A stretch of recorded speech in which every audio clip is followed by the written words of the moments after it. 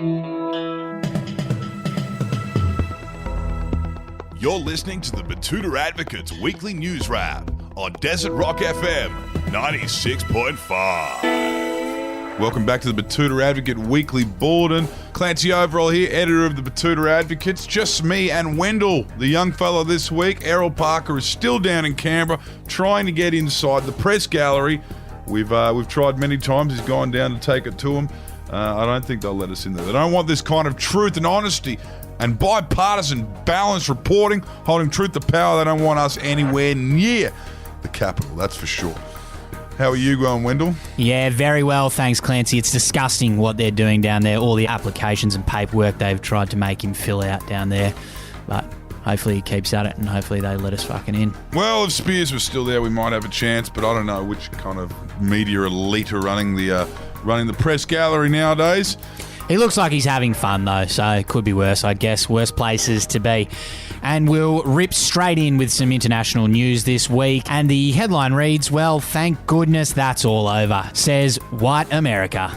Of course, that comes after a murderer who got caught committing murder on video was found guilty of murder. What a relief for the white people of America's college dorms and speedways with the jailing of a cop who murdered an unarmed black man in front of a group of bystanders. This week, white America enters a new dawn where they never have to worry about the fact that their experience with law enforcement is wildly different to the families who live in suburbs where it's a bit harder to vote. Yes, and it's also come as a bit of a relief to a lot of white Australians here in our very own country who are glad to see the back of the whole saga. Now, Ben Exton left a very angry comment on that story. He said, fentanyl induces respiratory depression. It kills people all the time. Are people just going to ignore that he had 3 times the lethal dose in his system?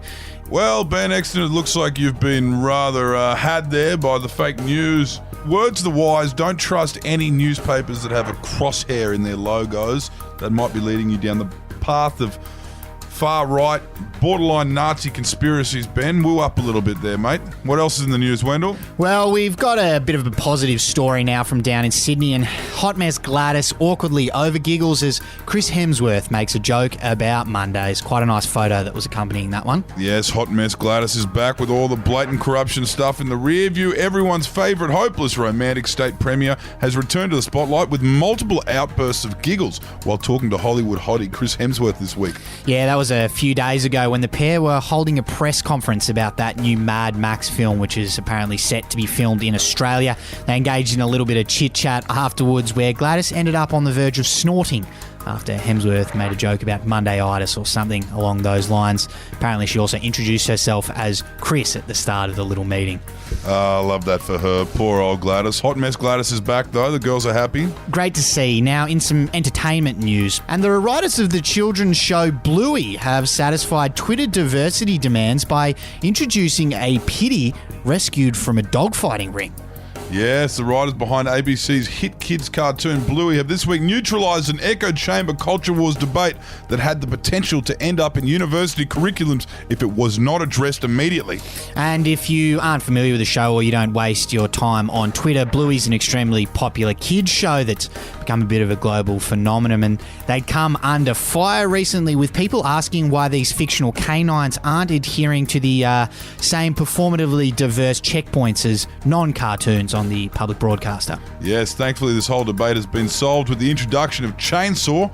He's a former dogfighting pit bull from Helensvale who was rescued by a couple of inner-city purple-haired lesbians. The dog is believed to attack someone at least once an episode as he descends into a violent rage caused by a horrible upbringing and mistreatment at the hands of people he trusted.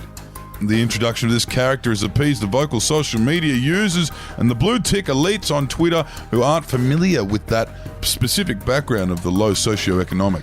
Not everyone, though. Ben Johnson weighed into this story in the comment section on our social media saying, wow, another dog? How tone deaf can you be? The writer's unwillingness to introduce an animal of another species is sickening and speaks volumes about the systematic oppression of this narcissistic series. Grow up. A little bit further north of the Ultimo Kremlin now, and no jab for me, says Byron woman who lets untrained colonics guru blast her rectum with litres of water every week. Now, you've had one of these things before, as you mentioned last week, Clancy. if people aren't really sure about what they are, how would you describe the process? I'd describe it as a wildly unscientific procedure that some people get. They believe cleaning their insides from the arsehole removes toxins from the body. I'm not really sure. It was wildly unpleasant. It was a girlfriend I was seeing at the time convinced me to do it with her. She did it once a month. I can't imagine it's too good for you, but it is very popular in the Northern Rivers, I believe. In fact, it's considered to be even more medically sound than vaccinations, which they all seem quite opposed to up there. Yeah, Emerald Benet, the influencer that we spoke to who lives just off Watergoes Beach, said exactly that. While she doesn't agree with doctors trying to jab her arm and she's going to stand firm and will not have the COVID vaccine jab, she's somehow backed the theory of colonic irrigation therapy, which she gets in the garage of an untrained hippie who also treats her scoliosis through traditional Chinese acupuncture needles to the spine that he also has no idea how to use. A bit weird there, isn't it? She's not getting the COVID vaccine, and there's nothing our authoritarian government can do about that, though she did insist. I guess that is her legal right. Now, our final story is from a similar sector of society, and an ex-Steiner school kid has revealed she struggles to count past 10 without her trusty bongo drum. Yes, a recent graduate from the Betoota Heights Steiner School has revealed to us that she made it through her educational years without being able to do big things like multiplication and count past 10, of course, without her novelty instruments. Yeah, she said to us, "My teachers tried to teach us our times tables with slam poetry, tambourines and bongo drums, but unfortunately it just didn't work. I've learned how to not use my fingers for counting anymore though, but I do keep a mini bongo drum in my purse just in case for any tricky circumstances." Split the bill. Yeah, doing the math before, departing on a bit of a big trip. That's how she has to bring out the bongo drum when she's trying to figure out how long it's going to take her to get to Longreach. If she leaves at 6 in the morning, it's a tricky life, but that's the way of edutainment, I guess. It's a different way of doing things. She has created a sensational recent artwork series, though, so credit to her for that. Anyway, that's all we've got time for today. Hopefully, Errol Parker is back with us in the booth next week, but until then, goodbye. Hooroo.